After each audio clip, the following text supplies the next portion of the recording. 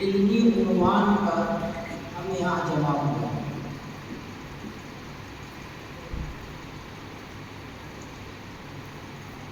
اللہ تبارک و تعالیٰ نے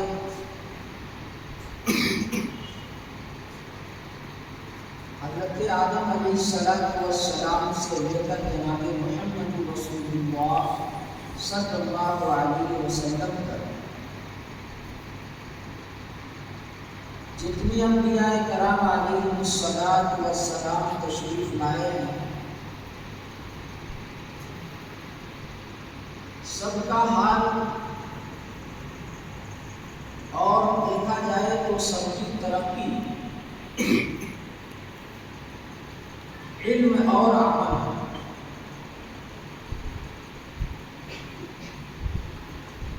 انہوں نے جو اللہ سے سیکھا وہ سیکھ کر کے لوگوں تک پہنچایا، یعنی اس پر عمل کیا۔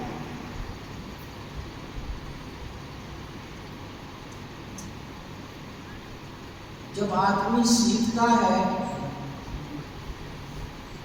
اور جو چیز سیکھی جاتی ہے وہ صرف اپنے حد تک اگر رکھ لیا جائے تو یہ سیکھنا بیکار ہے، کوئی فائدہ نہیں۔ جو چیز سیکھی جائے اور سیکھنے کے بعد اس کو دوسروں کو بھی سکھا دی جائے تو اس کے اندر اپنا نفع تو ہے ہی ہے، دوسرے کا بھی نفع ہو جاتا ہے۔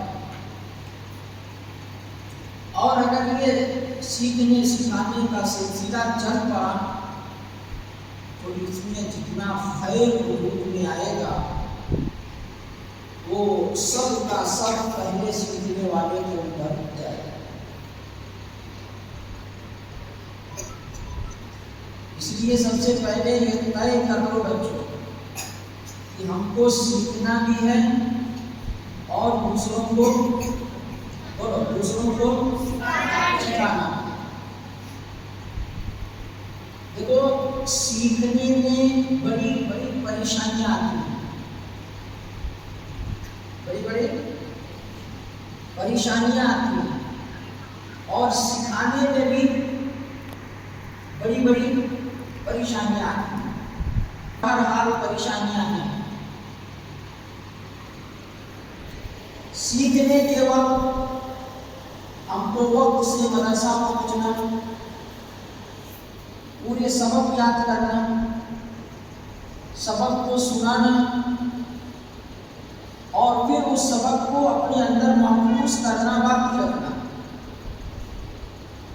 یہ ساری پریشانیاں ہیں۔ اور اس کے ساتھ بھی اگر کوئی غلطی ہوئی تو اس بات کا تھپڑ بھی کھانا پڑتا ہے۔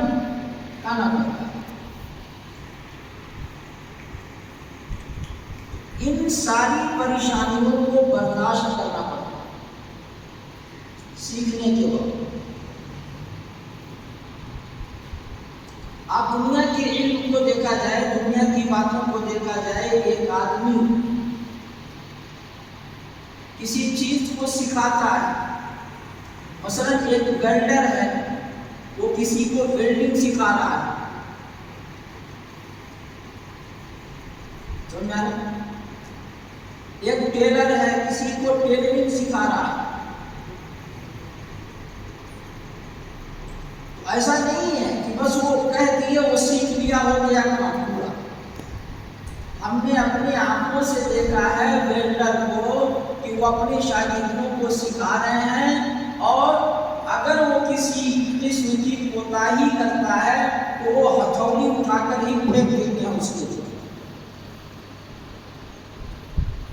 لیکن کبھی ایسا نہیں ہوتا ہے کہ وہ بھاگ جائے، کیونکہ اس کو معلوم ہے کہ یہ ہماری یہ مال جو ہے، یہ پریشانی جو ہے آئندہ چل کر کے ہمارے لیے بڑا نفع بخش ہوگا۔ ایک ٹیلر ہے، جب اپنے شاگردوں کو ٹیلرنگ سکھاتا ہے تو سکھانے کے وقت اگر کوئی دھاگا ادھر سے ادھر یا مشین ادھر سے ادھر ہوئی تو وہ جو کوئی اسکیل ہوتا نہیں، وہ اسکیل سے دمادم لگاتا ہے اس کو، لیکن کوئی اس کے بارے میں شکایت نہیں کرتا۔ یہ ساری پریشانیاں آتی ہیں، اس کو برداشت کرنا چاہیے۔ اگر اس کو برداشت کرو گے تو آگے بڑھو گے، اگر برداشت نہیں کرو گے تو آگے بولو آگے نہیں بڑھ سکتے۔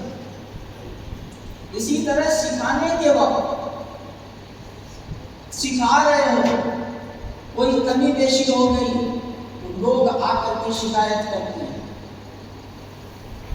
کبھی کسی شاگرد کو مار دیے تو لوگ آ کر کے شکایت کرتے ہیں، کبھی کسی کو ڈانٹ دیے تو لوگ آ کر کے شکایت کرتے ہیں، کوئی الفاظ ایسا نکل گیا جو نازیبا ہے، لوگ آ کر کے شکایت کرتے ہیں۔ یہ مرحلہ الگ الگ ہے، جتنی چیزیں ادھر ہیں اگر یہ شاگردی کے زمانے میں ہیں تو لوگ کہہ دیتے ہیں یہ تو بچہ ہے کوئی بات نہیں، لیکن جب وہ پڑھانے بیٹھ جاتا ہے، وہ سکھانے بیٹھ جاتا ہے تو لوگ کہتے ہیں کہ ارے میری حضرت ہی جیسا کر دی سر۔ دیکھو دو بات ہے، ایک سیکھنا ایک سکھانا، سیکھنے کے وقت بھی پریشانی، سکھانے کے وقت بھی پریشانی، دونوں پریشانی کو برداشت۔ میں نے آیت کریمہ جو پڑھی ہے، یا ایھا الذین آمنوا اتقوا اللہ حق تقاتہ ولا تموتن الا وانتم مسلمون، اے ایمان والو اللہ سے ڈرو جیسا کہ اس سے ڈرنے کا حق ہے۔ ہر چیز کا جب تک آدمی حق ادا نہیں کرے گا اس وقت تک وہ چیز حاصل نہیں ہوگی۔ اللہ سے ڈر اور خوف کب ہوگا؟ جب اس کا حق ادا کیا جائے، تب اس کے اندر تقویٰ پرہیزگاری آئے گی۔ اور جب تک حق ادا نہیں کرے گا اس کے لیے اللہ تبارک و تعالیٰ کی طرف سے جو چیزیں دی جاتی ہیں وہ چیزیں حاصل نہیں ہوتی، تو حق ادا کرنا ضروری ہے۔ اسی کو اللہ نے فرمایا ہے کہ حق کا تقاتی ہی، جیسے اس اللہ سے ڈرنے کا حق ہے ویسا ڈرو۔ ایک بات، دوسری بات فرماتے ہیں کہ اس بات پر رہو کہ جب تم مرو تو مسلمان ہو۔ اگر یہ دونوں باتیں تمہارے اندر تھیں تو دنیا والے بھی کہیں گے کہ ہاں اس کے اندر تقویٰ پرہیزگاری تھی، اور کل میدان محشر میں جب جائیں گے تبھی تقویٰ پرہیزگاری کے لوگ جہاں رہیں گے اس میں اللہ ہم کو داخل کرنا ہے۔ لیکن حق ادا کرنا یہ ضروری ہے، جب تک آدمی حق ادا نہیں کرے گا اس وقت یہ چیزیں آتی نہیں۔ میں نے جو حدیث پڑھی ہے کہ خیرکم من تعلم القرآن، میں درخواست کروں گا کہ بچے بھی اس بات کو، اساتذہ بھی، ذمہ دار بھی، ہر ایک اس بات کے اوپر غور کریں کہ اللہ کے نبی نے فرمایا کہ خیرکم من تعلم القرآن وعلمہ، تم میں سے سب سے بہتر، اچھا، بڑھیا، شاندار، سندر وہ ہے جو قرآن کو سیکھے اور سکھائے، سیکھے اور سکھائے۔ یہ اللہ کے نبی صلی اللہ علیہ وسلم نے لفظ تعلیم، علم یعلم تعلیم، یہ باب تفعیل سے ہے، جس کا معنی آدمی اس میں گھس جائے، جس کام کے لیے لگا ہوا ہے اس میں آدمی گھس جائے، اپنا پورا جتنا اس کو معلوم ہے سب اس میں لگا دے۔ ہم پورا لگا رہے ہیں، نہیں لگا رہے ہیں، ہم علم جتنا ہمارے پاس ہے ہم بچوں کو دے رہے ہیں، نہیں دے رہے ہیں، ہم پوری محنت اور لگن کے ساتھ ہم کام کر رہے ہیں، نہیں کر رہے ہیں۔ دنیا والوں کو پتہ چلے نہ چلے، لیکن اللہ کو معلوم ہے کہ اللہ تو دیکھ رہے ہیں، اللہ تو دیکھ رہے ہیں. تو اللہ جب دیکھ رہے ہیں تو بہتر بنانے والے، خیر کا معاملہ کرنے والے کون ہیں؟ خیر کا معاملہ کون کریں گے؟ اللہ کریں گے. اور اللہ دیکھ رہے ہیں. اگر ہمارے اندر کوئی کوتاہی آ گئی سیکھنے اور سکھانے میں تو یاد رکھیں اللہ دیکھ رہے ہیں. اگر کوتاہی ہوئی تو جو خیر کا لفظ اللہ کے نبی نے فرمایا، اور اللہ جو خیر دینے والے ہیں، بہتر بنانے والے ہیں، بہتر کہنے والے ہیں، یاد رکھیں کوتاہی ہوئی تو خیر نہیں ہے.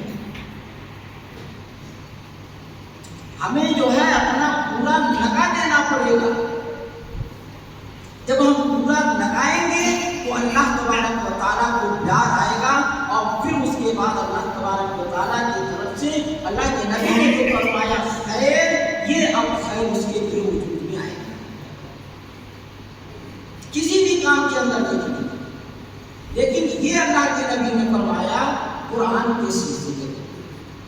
قرآن ایک ایسی کتاب ہے کہ اس کتاب کو سیکھنے اور سکھانے میں اپنا پورا کا پورا لگا دینا چاہیے. اور پورا کا پورا لگانے کا مطلب یہ ہے کہ قرآن کا حق ادا کیا جائے.